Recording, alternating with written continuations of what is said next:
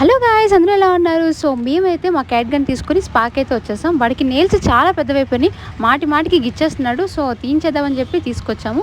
వీడెవడో చూసారా, ఏదో పెద్ద హీరోయిన్ లాగా స్పా చేసుకుంటున్నాడు, ఎంతో క్యూట్గా కామ్గా. అదే మా లియోన్ గన్ కానీ మా క్యాట్ గన్ ఇలా కూర్చోబెడితే వాళ్ళకి చుక్కలు చూపిస్తారు. అసలు వీడు చూసారా, ఇంట్లో అసలు ఒక్క దగ్గర కుదురుగా ఉండడు. ఇక్కడికి వచ్చిన తర్వాత వాళ్ళని చూడగానే చాలా సైలెంట్ అయిపోయి నీట్గా నీల్స్ కట్ చేసుకుంటున్నారు. నిజంగా ఎవరికి ఎవరు కరెక్టో వాళ్ళ దగ్గరికి తీసుకొని వెళ్ళాలి, మనం చేయలేము. ఇదే కానీ ఇంట్లో మేము చేస్తుంటే మేము చుక్కలు చూసేవాళ్ళం. ఇక్కడ మాత్రం చాలా సైలెంట్గా కామ్గా చేసుకుంటున్నాడు వీడు. ఇంతకీ మా క్యాట్ గన్ నేమ్ ఏమనుకుంటున్నారు? యాక్చువల్గా వీడిని తీసుకురాగానే నేను సింబా అని పెట్టాను. మా మమ్మీ ఫేస్ చాలా క్యూట్గా ఉందని చెప్పేసి క్యూట్ బాబు అని పిలిచేది. సో ఆ క్యూట్ కాస్త ఇప్పుడు తెప్పాల కింద మారిందనమాట.